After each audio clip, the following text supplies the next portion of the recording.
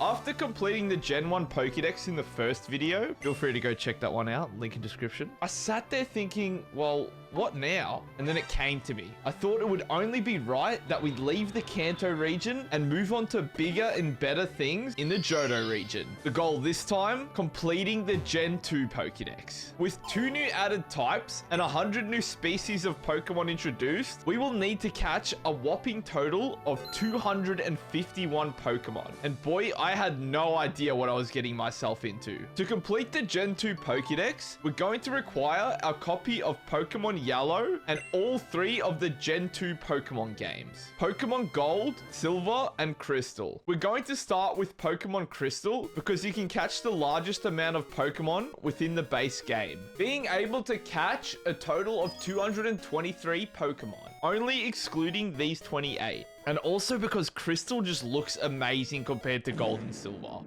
Also, the way the sprites move, I mean, who doesn't want their Gengar to do a little dance every time you look at him? Once again, I'm going to be using Epilogue's GB operator to play my original Pokemon Crystal on the PC, allowing me to record my gameplay for this video. Okay, this one's going to be a long one, so we're going to split this up into multiple parts. Part 1, the main playthrough, which will be a playthrough of Pokemon Crystal's main storyline while we try to catch as many Pokemon as possible along the way. Part 2, post-game, where we play through Pokemon Crystal's amazing post-game storyline, re-exploring the Kanto region whilst we try to catch as many Pokemon as we can. In this part, we will also be catching all post-game legendary Pokemon, including the legendary dogs and legendary birds. Don't get me started on those legendary dogs. Part 3. Cleanup. This is where we will be catching any Pokemon that we missed throughout our runs of both the main and post-game storylines. In this part, we will also be evolving all the Pokemon that we have caught throughout the playthrough. Part 4, trading an unobtainable Pokemon, where we will be trading all of the Pokemon that we can't get in Pokemon Crystal from our Pokemon Yellow, Gold, and Silver, as well as doing every trade evolution. Part 5. Now, this part is just for Pokemon 251, where once again we have to do some sketchy stuff in order to get the job done. I'll leave the explanation for when we get up to it. Alrighty, without further ado, let's get started. Time to start a new game. We are greeted with the familiar face of old mate Professor Oak. We let him talk his talk, and we choose Chris's avatar over Gold's. Chris just feels like the main character of Pokemon Crystal. We now enter the world of Pokemon. We exit our room, our mum gives us our Pokegear, and we head out to Professor Elm's lab. What's that sketchy guy doing over there? Never mind. We head into Professor Elm's lab, and we pick up our first Pokemon, Chikorita. That's right, I picked Chikorita. Now, I know it's not the best choice, but it was always my favorite growing up. Professor Elm sends us to visit his friend, Mr. Pokemon. On our way there, we go through Route 29 and Cherry Grove City. Upon arriving at Mr. Pokemon's place, he gives us the mystery egg. Old mate Professor Oak is also there, and he gives us the latest version of the Pokedex. This is where the real journey begins. Upon exiting Mr. Pokemon's house, Professor Elm calls to inform us that a disaster has occurred, and that we should hurry back. As we pass through Cherry Grove City, we are confronted by a strange red-haired fellow who challenges us to a battle. We smoke him and his Cyndaquil, winning the fight. Chikorita on top. We return back to Professor Elm's lab, where we get questioned by the police about the red-haired guy, and they ask us what his name was. I think Jeff sounds about right. We give Professor Elm the egg, and he flips out. Then he tells us to go challenge the Violet City gym. On our way out, his aide gives us some Pokeballs. So now we can finally start catching some Pokemon, but not before saying goodbye to our mom. Bye-bye!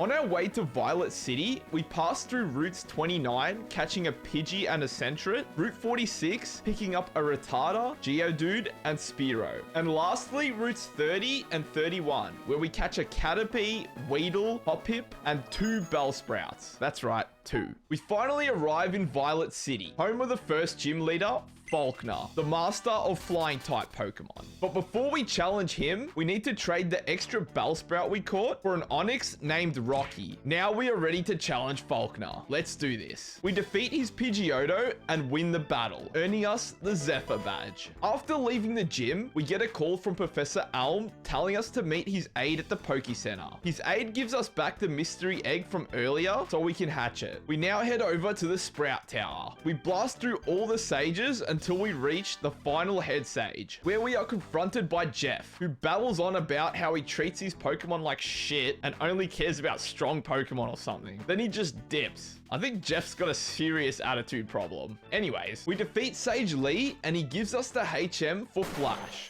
We now head south of Violet City on course for Azalea City. Along the way, we stop by the ruins of Alf, muck around with the puzzles a little bit, and catch an unknown. Then we pass through Route 32, catching an Ekans and picking up the Old Rod. So naturally, we gotta do a little fishing. We hook ourselves a Magikarp and Tentacle. Moving forward, we enter Union Cave, where we pick up a Sandshrew, Zubat, Goldeen, and Wooper. I mean, who doesn't love Wooper? Look how happy he looks. We then arrive in the wholesome little town of Azalea, when all of a sudden our egg hatches, revealing a Togepi. Look at this cute little guy. We help out Kurt, the ball maker, to clear the remnants of Team Rocket from the Slowpoke well. And of course, we pick up a cheeky Slowpoke. With that done, it's now gym battle time. We face off against the leader of the second gym, Bugsy, and her fearsome Cipher. Not gonna lie, I lost to Bugsy like 3 times, but eventually we did get the win, and we acquired ourselves the Hive badge. Right as we leave Azalea Town, Jeff spawns out of nowhere and challenges us to a second battle. We defeat his Quilava, winning the fight. That's right,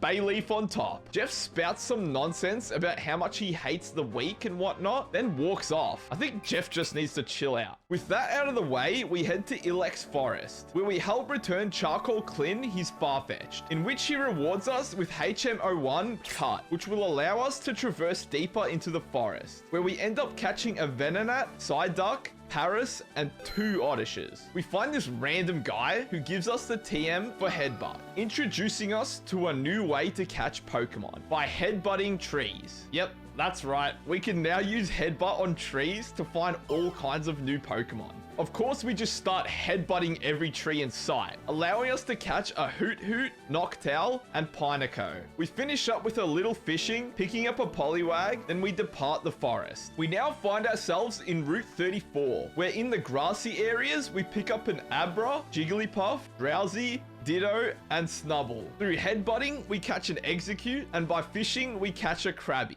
Krabby looks like he's seen some shit. The war's over, Krabby. It's okay. You're safe now. I won't let anyone hurt you anymore. Moving on, we finally make it to the iconic Goldenrod City, home to the 3rd gym leader, the normal type specialist, the ruiner of childhoods, Whitney, along with her Miltank that still haunts my nightmares to this day. But before we put ourselves through that torture, I need to get something out of my system. It's gambling time. A couple spins won't hurt. I'm not addicted or anything. Alrighty, now that I've had my fix, it's time to face off with Whitney. We take down her Miltank, defeating Whitney, and earning us the Plane badge. Surprisingly, I found Bugsy way harder than Whitney. We say goodbye to Goldenrod City because the journey must continue. We head north along Route 35, battling through all the trainers, evolving our Abra into a Kadabra and Wooper into a Quagsire. We also pick up a Growlithe and continue to follow the road into the national park. Lucky for me, the bug catching competition was on, and I happen to be a bug catching pro. We enter the competition where we catch a Pinsir, winning us the first prize of a Sunstone. After the competition, we enter back into the park to catch a Sunkern and both a Nidoran male and female. We then continue along Route 36, where Sudowoodo prevents us from progressing. Using the squirt bottle we get from the flower shop, we spray Sudowoodo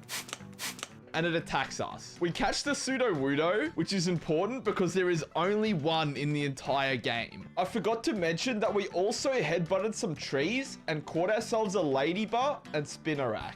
We move forward, passing through Route 37, we grab a cheeky Stantler, and we arrive in Ecruteak City, where the past meets the present. Upon entering the Ecruteak Poke Center, we meet Bill, who informs us that he has finished maintenance on the time capsule so that we can trade with the past, which will be important for part 4. We then head to the dance theater to defeat all the kimono girls, in which we are rewarded with the HM for Surf. Alrighty, let's go challenge the 4th gym leader.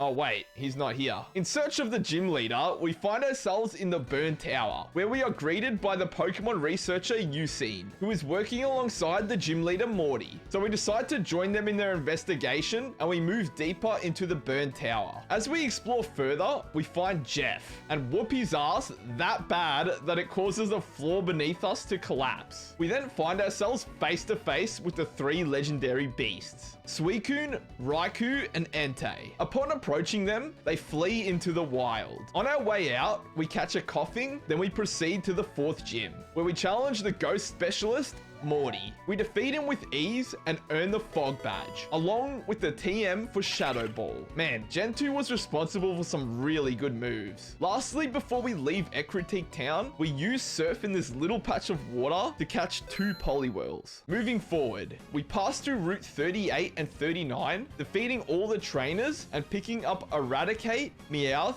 and Magnemite. We now find ourselves in the city that meets the harbor, Olivine City, where we bump into guess who? Yep, it's Jeff. Once again to share how much he hates weaklings. Like, okay dude, we get it, you're edgy. Anyways, he says that the gym leader is missing because she is looking after a sick Pokemon in the lighthouse. So we head to the lighthouse, blitzing through all the trainers, evolving our Bayleaf into a Meganium. Upon reaching the top of the lighthouse, we find the leader of the Steel Gym, Jasmine, who is taking care of the sick Ampharos. She asks us to find the pharmacy in Cianwood City to retrieve some medicine. But before we do that, there's some items we need to grab. We visit the Olivine Cafe, where this sailor gives us the HM for strength. And we also grab the Good Rod off the Fishing Guru. We use our brand new shiny Good Rod to pick up a Staryu and another Krabby, which we use to trade for a Voltorb named Volty. I think I'm starting to see a pattern here. Rocky, Volty.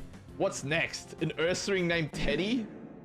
Oh, I don't know. Back to the matter at hand. We depart Olivine City and set course for Cianwood City. To get there, we surf across routes 40 and 41, battling through all the swimmers until we finally reach Cianwood City. We visit the pharmacy and pick up the medicine, but we're not done here yet. We talk to this kid who was bullied into handing over one of his shuckles by a certain someone with piercing eyes and long hair. Yeah, that was probably Jeff. He never fails to be an absolute prick. So the kid gives us his other shuckle. At least he knows it's in good hands now. Gym battle time. This time, it's Chuck, the fighting type specialist. Damn, Chuck. You need to lay off them donuts, my boy. We smoke Chuck with our Kadabra and earn ourselves the Storm Badge, along with the TM for Dynamic Punch. Always love that move. Upon exiting the gym, we talk to Chuck's wife and she gives us HM02 Fly. But there's one more thing to do before we leave Cianwood. If we head north of the town, we find Suicune just chilling there, right before just bouncing away.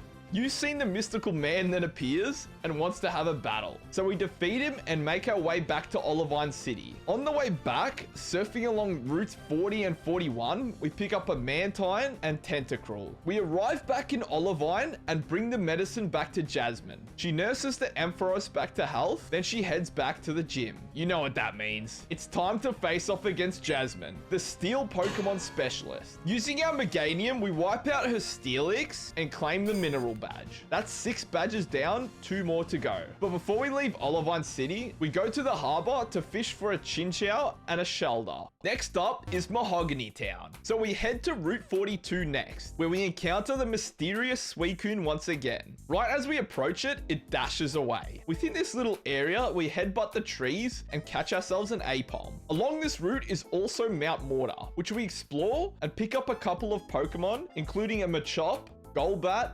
Merrill, and Seeking. We continue moving west and we find ourselves in Mahogany Town. We head straight for the gym, but the gym is blocked by this fat dude that tells us to go to the Lake of Rage. I mean, if you say so. So we head along Route 43 on our way to the lake, and I get scammed by Team Rocket for $1,000. That's $1,000 I could have spent at the game corner. We proceed to the Lake of Rage and catch the iconic shiny red Gyarados. As we return to shore, we meet Lance and agreed to help investigate the strange happenings going on in Mahogany Town. So we return back to Mahogany and investigate the sus souvenir shop. Upon entering the souvenir shop, we witness Lance and his Dragonite just blast this dude with a fucking hyper beam. Then he pushes this guy out of the way. I didn't realize that Lance was such a badass, but I'll just pretend I didn't see that. We continue to investigate the Team Rocket hideout, battling through all the grunts and defeating the Rocket executives. Alongside Lance, we put a stop to the operation by taking out the 6 electrodes running the generator. And of course we catch one to add to our Pokedex. Lance then gives us HM06 Whirlpool and we return back to Mahogany. Now that the fat man is gone, we can now challenge the gym leader, Ice type specialist Price. Bravo 6, going dark. Let's do this. We take out Price's signature Piloswine and acquire the Glacier badge. That leaves only one badge left to go. After leaving the gym, Professor Elm calls in to inform us of a strange radio broadcast, talking about Team Rocket returning or something. Putting 2 and 2 together, we head back to Goldenrod City to find that the town is crawling with Team Rocket members and that they have taken control of the radio tower. So we head to the radio tower to investigate. We take out all the grunts and acquire the basement key from defeating the Rocket executive. Using the basement key, we gain access to the underground warehouse where the director is being held. As soon as we enter the underground, Jeff follows right behind us. Then he challenges us to a duel. We defeat him with ease, and it seems as if he's starting to question his methods of raising his Pokemon. Maybe he'll have a changing of heart one day. As we traverse deeper into the underground warehouse, we find the director. He gives us the card key, which we use to gain access to the radio tower's 3rd floor, where we find the final Rocket executive. We defeat him in battle, putting a stop to Team Rocket's operations once and for all. The director thanks us and rewards us with the Clear Bell. I also forgot to mention that we visited Bill's house in Goldenrod and he gave us an Eevee. Cheers, Billy boy. When the director gave us the Clear Bell, he mentioned something about the Tin Tower. So we go back to Ecruteak City and head straight for the Tin Tower, where we meet the Wise Sage trio, who informs us that the legendary beast, Suicune, has appeared in the tower. They say something about a trainer of legend that is tested by the Pokemon in the Tin Tower, and they challenge us to a battle to find out if we are worthy to face Suicune. We defeat each member of the trio one by one, and they allow us to continue to meet Suicune. Alrighty, the pressure is on. Here we go. This better be important. This is Liz. Are you awake? Yeah, I'm awake. What's up? Listen. I'm listening. Whoops. I forgot what I was going to say. I'll call you later. Are you serious right now? Out of all times you call me, is when it's time to catch Suicune. Anyways, we find ourselves face to face with the one and only Suicune. After a long, drawn-out battle and using multiple Great Balls, we finally tame the legendary beast. That's one of the 3 dogs down, leaving only Raikou and Entei left to catch. But we'll save that for the post-game part. Comment down below what your favorite legendary dog is. Mine's probably Entei, but that might change. You'll find out why later. Now that we have caught Suicune, we head back to Mahogany Town and head east to Route 44, where we catch a Tangela and a Weeping Bell. Then we continue to the Ice Path. In the Ice Path, we find HM07 Waterfall. We then grab a Sneasel and Dallybird. I'm not gonna lie, this present delivering pigeon was annoying as shit to catch because it just kept running away from me. Anyways, we find the exit and arrive in Blackthorn City, home to the final gym leader, Claire, the dragon type specialist. We waste no time and challenge Claire to a battle. We defeat her Kingdra, allowing us to get our last gym badge. Hold up.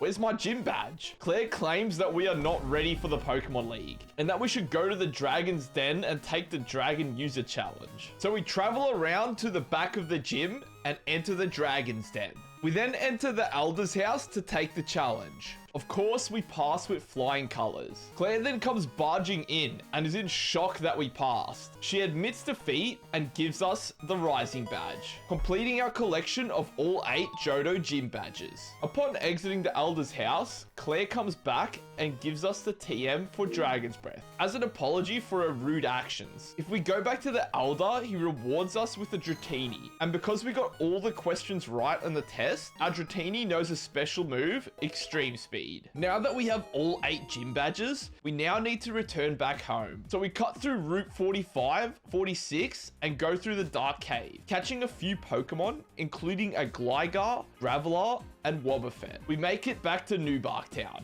home sweet home. We pay a visit to Professor Elm and he gives us the Master Ball. I know exactly what I'm using that for. We catch up with our mum, then we make our way over to challenge the Pokemon League. To get there, we pass through routes 27 and 26, defeating all of the trainers in our wake to ensure that our team is ready to take on the Elite Four. We then journey through Victory Road, and right as we reach the exit, we are stopped by Jeff. And of course, he challenges us to a battle. We mop up his Typhlosion, defeating Jeff. Jeff then has a moment of self-reflection and says that he'll challenge us when he finds what he is lacking, then he just leaves abruptly. I think all the ass whoopings have started to take their toll on him. With that out of the way, we continue on to the Indigo Plateau. Finally, we made it. We make sure that our team is ready to go and that we have all the items that we need. Without further ado, we challenge the Elite Four. Starting with the first member, Will, the Psychic Pokemon Specialist. Will's team is made up of some fairly strong Psychic Pokemon, with the inclusion of 2 Zadus, Exeggutor, Jinx, and probably the most threatening of the bunch, Slowbro. We use our Kadabra to take out Exeggutor and both Zadus, one-hit KOing them with an Ice Punch. He then sends out Jinx next, which is dealt with by our Pseudo-Widow's Stab Rock Slide. Slowbro is sent out last. Using our Meganium, we get a 2-hit KO with Razor Leaf. That's Will down, on to the next fight. We move on to the next room, where we find the second member of the Elite Four, the former 5th gym leader of the Kanto region, Koga, the Master Ninja. His team is made up of mostly Poison-type Pokemon, consisting of an Ariados, Venomoth, Crobat, Muck, and Fortress. Using our Quagsire, we take out Fortress with a 3-hit KO Surf. Our Kadabra then makes light work of Ariados, Venomoth, Crobat, and Muck, one-hit KOing them all with Psychic. Man, I thought Kadabra was broken in Gen 1. It's just as bad in Gen 2. That's Koga down, 2 left to go. Next up is the third member of the Elite Four. It's old mate Bruno, the fighting type specialist. Bruno's team includes Hitmontop, Hitmonchan, Hitmonlee, Machamp, and for some reason, he still has an Onix. Oh, Bruno, when will you learn?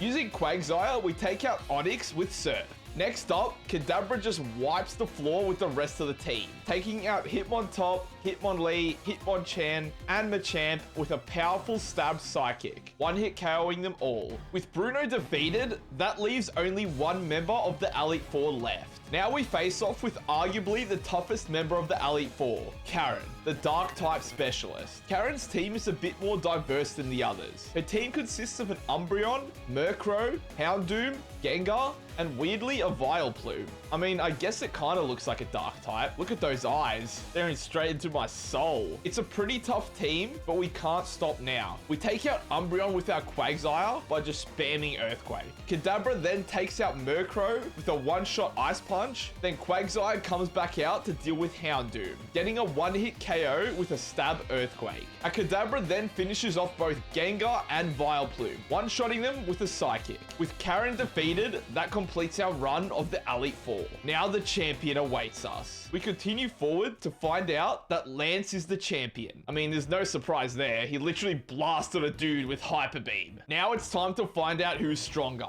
Let the battle commence. Lance sends out his Gyarados first, which gets one-shotted by our Kadabra's Thunder Punch. He sends out Dragonite next, only to get one-hit KO by our Kadabra's Ice Punch. Then he sends out another Dragonite, which suffers the same fate. Then Lance sends out his Aerodactyl, which we respond with our Quagsire, hitting hard with a Stab Surf, taking down Aerodactyl. Next up is another Dragonite. That's right, he has 3 Dragonites. I bet you can't guess how we take this one down. Kadabra, just do it.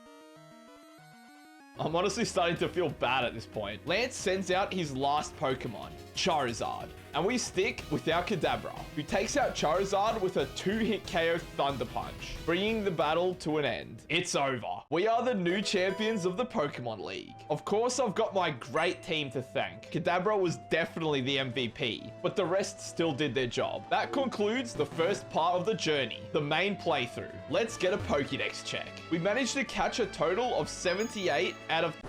Hold up, that can't be right. Only 78 out of 251. You gotta be kidding me. We're not even halfway there. Oh well, doesn't matter. It's time to move on to part 2, the post game.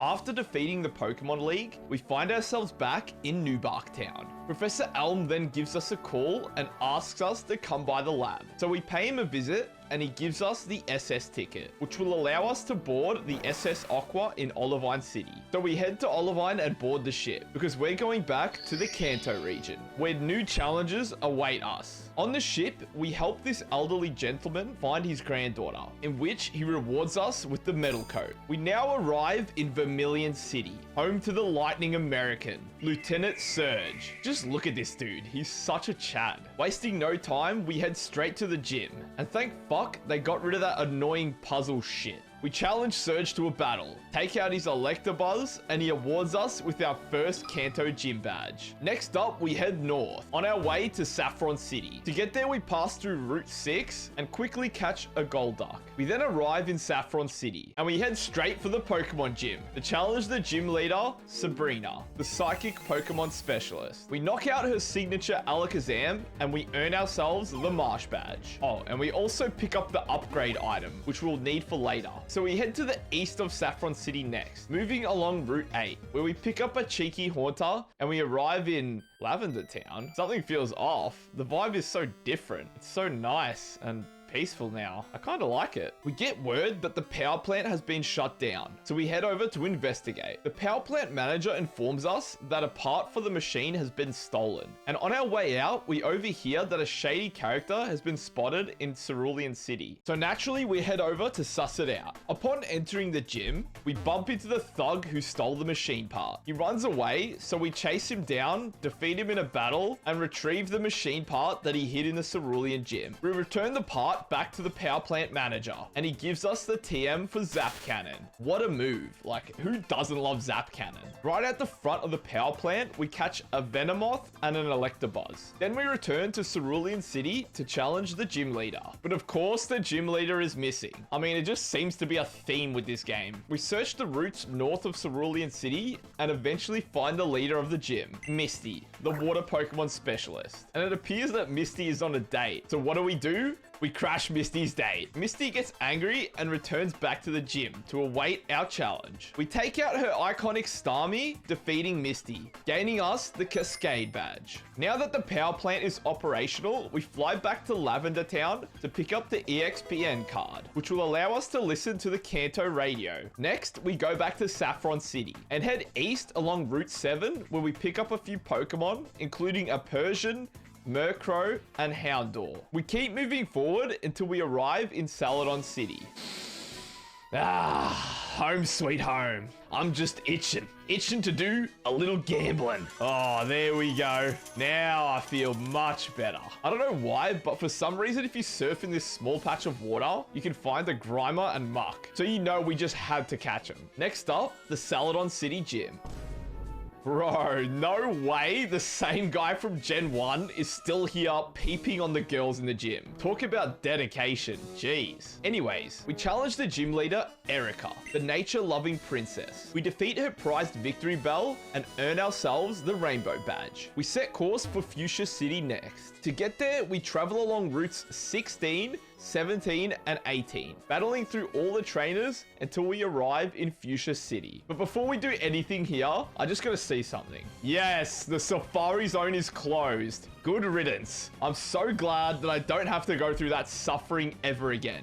Now it's time to face off with the Fuchsia City gym leader, Koga's daughter, Janine, who is also a poison Pokemon specialist. And just like with Koga, we make light work of her team. acquiring us the Soul Badge. That's already over half the Kanto gym badges done already. Next up, we head to Route 12, where we pick up the Super Rod, which we use to catch a quillfish. We now need to get to Pewter City, but to do that, we need to pass through Diglett's Cave, but there appears to be a massive roadblock. Big Boy Snorlax blocks us from progressing, and this is why we picked up the EXPN card. Time to play some tunes.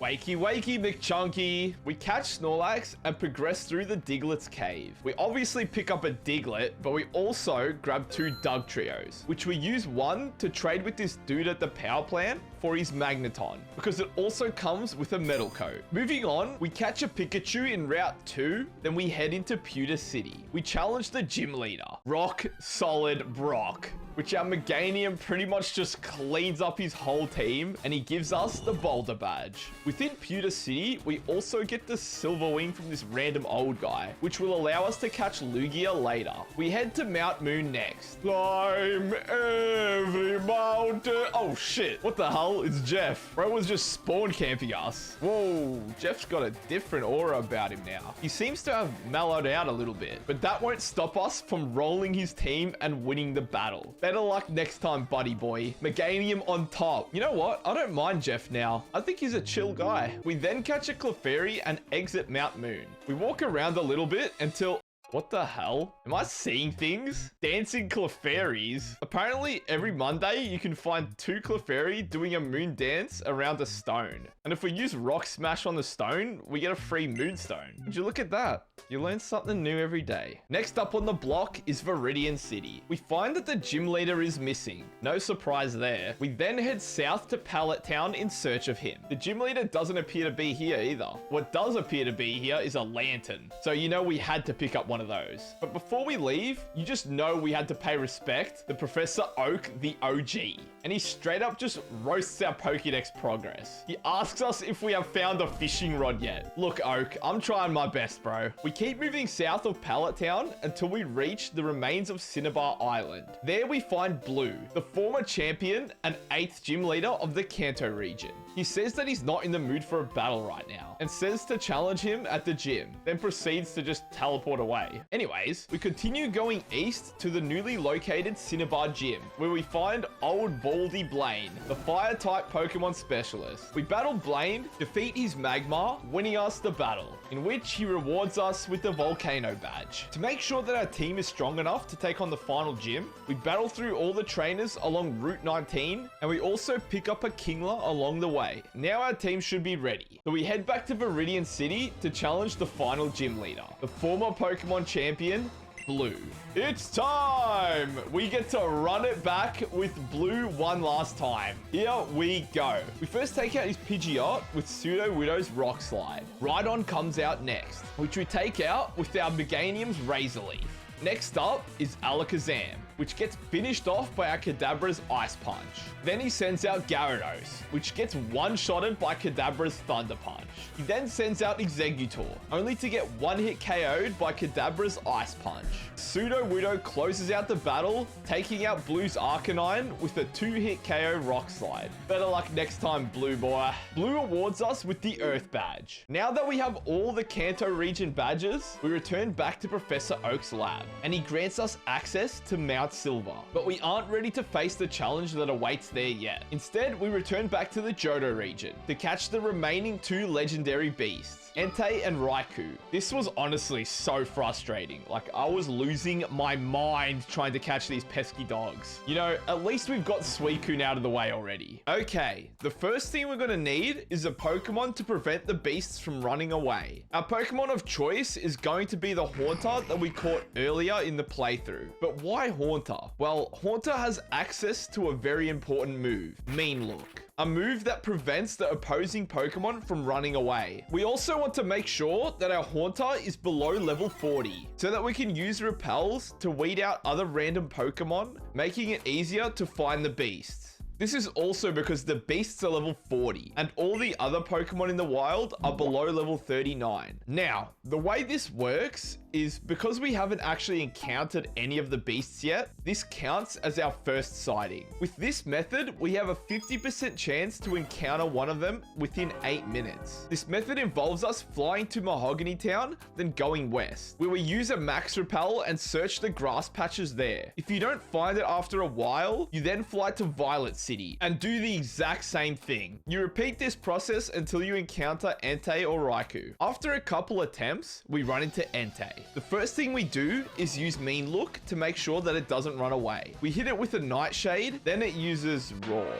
Great. I completely forgot that they can use Roar. This was just a taste of what was to come. Anyways, we keep going until we run into Raikou. And at this point, I'm thinking whether I should use the Master Ball or not. Fuck it. I use the Master Ball and we catch Raikou. This would be a decision that I would not regret because I had no idea what I was getting myself into. We're 2/3 of the way there. There's only one more to catch. Entei.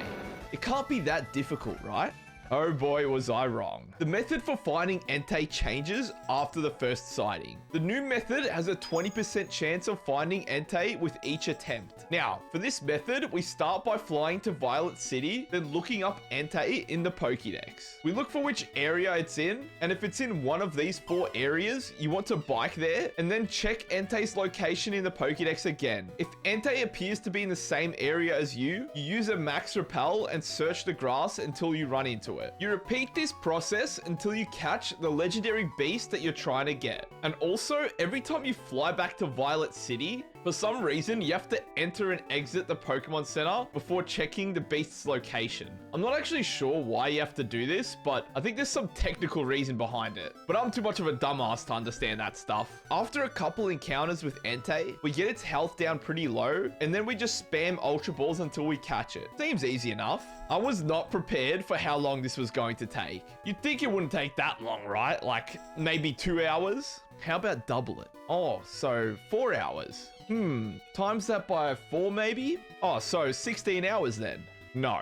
It took me over 48 hours to catch Entei. The amount of times I ran into Entei, used Mean Look, just for this prick to use Roar straight away and send me packing was ridiculous. I was honestly starting to just go a little crazy. But we did end up eventually catching Entei. I mean, I wouldn't be making this video if I didn't. This is my reaction to catching Entei. Finally, oh my god. Been doing this for hours and hours. Finally, we did it. Finally! I can't believe it. I can't believe it. Oh my god. We did it, boys. Let's go. There it is. I could not imagine doing this for Raikou and Suicune. Thank god we're doing this on Pokemon Crystal. Oh my god. Let's go. Go. We're doing this for days. Not even hours, days. Oh, come on, boys. Yeah, you can tell I was doing this for a good while. While I was editing this part, I realized I forgot to mention that while we were trying to find Entei, we caught a Tauros and Pidgeotto. Back to the video. Now that we've caught all 3 legendary dogs, it opens the door to catching Ho-Oh and Lugia. Now, to catch Ho-Oh and Lugia, we first need 2 items, the Rainbow Wing and the Silver Wing. We've already got the Silver Wing, so we only need to get the Rainbow Wing. To get the Rainbow Wing, we need to head back to Ecruteak City. We pay a visit to the sage in the Tin Tower, and he gives us the Rainbow Wing. He also permits us access to the Tin Tower upper floors, so we continue moving forward through the tower. I somehow haven't caught a Ghastly throughout the entire playthrough, so I pick one up here. Then we proceed to the Tin Tower rooftop. This is where we find ourselves face to face with Ho-Oh, the bird of legend. After a grueling 15-minute battle, we catch Ho-Oh. We did it. We finally caught the legendary Ho-Oh. You're kidding, right? Again? What now? You almost caught a Meowth? Yeah, that's pretty cool. I just caught the legendary Ho-Oh. Don't compare your crappy Meowth with my Ho-Oh, all right? Moving on, that's one legendary bird down. Next up is Lugia. To catch Lugia, we head to the Whirl Islands. Not gonna lie, I got lost here for a good minute, but somehow we did manage to catch a Horsey and a Seadra. As we explore deeper, we find Lugia, just chilling there. Alrighty. Whew. Let me just get myself mentally prepared. Okay, let's do this. We get Lugia on low HP, put it to sleep, and start throwing Ultra Balls. I wonder how many this is gonna take. Oh, Just one. Well, you don't see that every day. You know, Lugia always was my favorite of the two. Comment down below which legendary bird is your favorite. Now that we have both legendary birds, we do some training at the Elite Four to ensure that our team is ready for the challenge that awaits us at Mount Silver. I kind of forgot to mention that we got a Tyrogue from the Karate Master Kyo in Mount Mortar. Back to Mount Silver. To get there, we pass through Route 28, where we pick up a Ponyta, Rapidash, Arbok, Doduo, and Dodrio. We then continue to Mount Silver. Once inside, we catch a couple rare Pokemon, including an Ursaring, Machoke, Parasect, Larvitar, Magmar, and because it turned night while we're in the cave, we also caught a Misdreavus. Now it's time for the final challenge of Pokemon Crystal, the battle with Red. Red's team is insanely good, consisting of a Pikachu, Snorlax, Espeon, and all three fully evolved Gen 1 starters. Oh, and did I mention that all these Pokemon are over level 70? This isn't gonna be easy. Let the battle commence. Red sends out his signature Pikachu first, which gets one hit KO'd by our Quagsire with a Stab Earthquake. Our Kadabra takes out his Venusaur with a powerful Stab Psychic. Espeon is sent out next, and we respond with our Ho-Oh, using Shadow Ball to get a 2-hit KO. Blastoise is up next, which we take out with a 2-hit KO Thunder Punch. We take out the big boy Snorlax by just spamming Earthquake with Quagsire. And we finish off the battle taking out Red's Charizard with a 2-hit KO Surf. Red leaves without saying a word, and then the credits roll. The end. Thus putting an end to part 2. I don't even want to look at the Pokedex, but we have to. We've caught only 116 Pokemon. Oh, that means we have 135 Pokemon left to catch. Well, with that being said, let us begin part 3, Cleanup. Now, because of the morning, day, and night cycle in the Gen 2 games, we missed a lot of Pokemon throughout our playthrough. This is because some Pokemon can only be specifically caught in either the morning, day, or night. I mainly played during the night time, so we got a lot of cleaning up to do. There's only 2 Pokemon that we need to catch in the morning, so we head to Route 45 to catch a Teddiursa and Phanpy. Morning Pokemon out of the way, we now move on to the daytime Pokemon. Most of the Pokemon left can either be caught in the morning or day, but there's only one that can only be caught during the day, and that's Slugma. So we head to Route 18 and pick one up. With those out of the way, we can continue down the list of Pokemon to catch. Through fishing, we hook a Corsola, Seal, and Slowbro. We also pick up the King's Rock in the Slowpoke well, which will be important for the next part. Continuing down the list, in the grassy areas, we catch a Miltank, Ferret, Farfetch'd, Lickitung, Skarmory, Fiero, Nidorino, Nidorina, Mr. Mime, Smeargle, Granbull, Donphan, Sandslash, and Nadu. Woo! That was quite the mouthful. Next, onto the cave type areas, where we pick up a Jinx, Swinub, Rhyhorn, Rhydon, Kangaskhan, Cubone, and Marowak.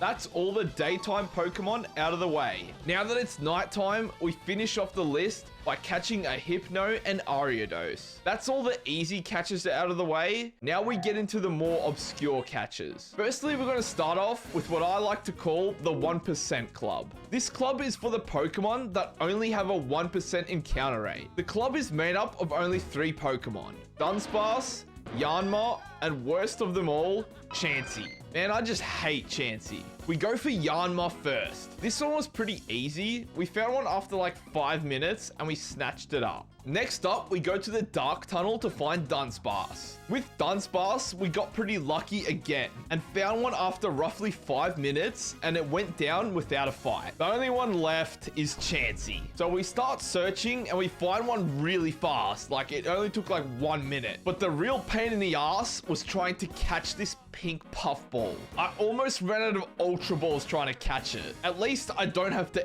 ever catch a Chansey ever again. Oh, that's right. I need to catch one more to trade for an Aerodactyl. Great. So I put myself through this torture one more time and catch another Chansey, which we trade for an Aerodactyl. Next one is not really an obscure catch, it's more of a purchase. So we head back down to Saladon City, buy enough coins and buy ourselves a Porygon for 5,555 coins. You know what, at least it's not 9,999 coins like in Pokemon Yellow. Moving on to Heracross, which is only obtainable by headbutting a certain tree within these routes. So I basically just started headbutting every tree in the area until I found a tree that gave me a Heracross. This did take a while, but we did manage to find one and catch it. These last two Pokemon are only obtainable on certain days. It's Cipher and Lapras. Cipher can only be found while competing in the bug catching contest in the national park. The competition only runs on Tuesday, Thursday, and Saturday. So we enter the competition and catch a Cipher, which also wins us the top prize, another Sunstone, which will be important for later. To get Lapras, we head to the depths of the Union Cave, where on Friday, and only Friday, you can find a Lapras just chilling in the pool at the bottom. So we battle the Lapras and catch it. That's all the wild Pokemon you can catch in Pokemon Crystal done.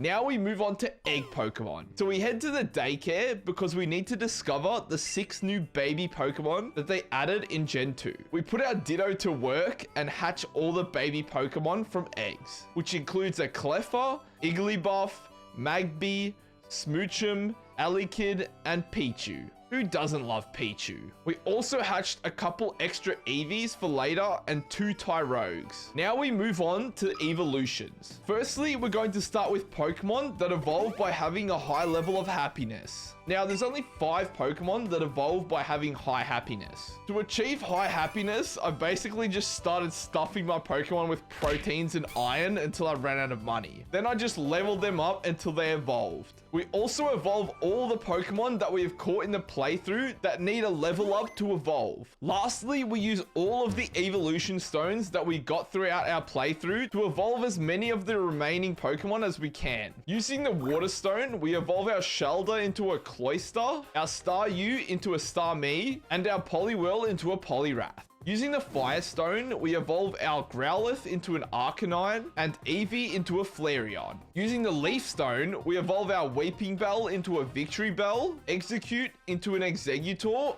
and Gloom into a Vileplume. Using the Moonstone, we evolve our Clefairy into a Clefable, our Jigglypuff into a Wigglytuff, our Nidorino into a Nidoking, and Nidorina into a Nidoqueen. Using the Thunderstone, we evolve our Eevee into a Jolteon, and Pikachu into a Raichu. And lastly, using the new Sunstone, we evolve our Gloom into a Bellossom, and Sunkern into a Sunflora. The only one we missed here was Vaporeon, because the only way to get evolution stones in Pokemon Crystal are to get one of each from Bill's grandfather and registering certain trainers into your Pokegear that call you up when they find one. That concludes part 3. Let's get a Pokedex check. Oh yeah, we're almost there, boys. We've gotten 205 Pokemon out of 251. That leaves only 46 Pokemon remaining left to catch. It's time for part 4, trading an unattainable Pokemon. For this part, we're gonna need our copy of Pokemon Yellow and all 3 Gen 2 Pokemon games, because we need to trade all unattainable Pokemon to our Pokemon Crystal and complete every trade evolution. Our Pokemon Yellow is already complete, so we don't actually have to do anything there. If you're interested in how I completed the Gen 1 Pokedex on that game, go check out the previous video. On our Pokemon Silver, we catch a Vulpix, Girafarig, Mareep, and Remoraid. We also hatch a Cyndaquil to trade over. On our Pokemon Gold, we only pick up the starter, Totodile, so that we can trade it over. Now it's time to bust out my old trusty N64, along with our copy of Pokemon Stadium 2, because it's time to trade over all the Pokemon that we caught in the other games to our Pokemon Crystal. From our Pokemon Silver, we trade over Vulpix, Girafarig, Mareep, Remoraid, and Cyndaquil. And from our Pokemon Gold, we trade that Totodile. Now, from our Pokemon Yellow, however, we trade over Primeape, Ninetales, Kabutops, Omastar, Vaporeon, all 3 Gen 1 starters, the legendary bird trio, and Mew and Mewtwo. We also complete every trait evolution, starting with the original Gen 1 ones, evolving our Haunter into a Gengar, Graveler into a Golem, Machoke into a Machamp, and Kadabra into an Alakazam. Then we do the Gen 2 trades, which are a bit different because it required us to trade certain Pokemon while holding a specific item. Trading with the King's Rock, we evolved our Slowpoke into a Slowking and Poliwhirl into a Politoed. With the Dragon Scale, we evolve our Seadra into a Kingdra. With the upgrade, we evolve our Porygon into a Porygon 2. And with the Metal Coat, we evolve our Scyther into a Scyther and Onix into a Steelix. Man, there's just something special about watching your Pokemon evolve in Pokemon Stadium. The 3D sprites are just so amazing to look at. After all the trading is done, we hatch eggs of the evolved Pokemon that we traded because we need to discover their lower evolutions. Then we proceed to evolve all of the Pokemon left. With all the trading done, part 4 is over. Let's get a Pokedex check. Yep, that's right, 250 out of 251. That leaves only one Pokemon left to catch. With that being said, we commence part 5, Celebi. Now, because there's no legitimate way to actually get Celebi on an original Pokemon Crystal, and I don't happen to have access to a time machine, we're gonna have to find another way to get Celebi. Now, there's a couple of different methods to getting the GS Ball to activate the Celebi event. You can either cheat, perform a glitch, or convert my original Crystal save from my cartridge to a virtual console save for the 3DS. Since I'm trying to do this as legitimate as possible, I think the third option sounds best. To achieve this, I used a save file converter on the internet. I then transfer that save file over to my 3DS, where we beat the Elite Four one more time and head to Goldenrod and enter the Pokemon Center. Upon trying to leave, we get stopped by an attendant and they give us the GS Ball. Now that we have the GS Ball, we transfer the 3DS save file back to original cartridge save file, and we upload it back onto our Pokemon Crystal to play out the rest of the event. We take our GS Ball back to Azalea Town so that Kurt the Ball Maker can take a look at it. After we give him the ball, we have to wait a day for him to finish checking it out. So we come back the next day. Kurt says that while he was checking out the GS Ball, it started shaking. Then he just rushes outside. We follow him outside and he exclaims that the forest is restless. Kurt gives us back the GS Ball and asks us to check out what's wrong with the forest. So we head into the forest and whoa, the trees are moving and shit. We approach the forest shrine and insert the GS Ball, but all of a sudden, Celebi comes floating down from the sky and lands right in front of us.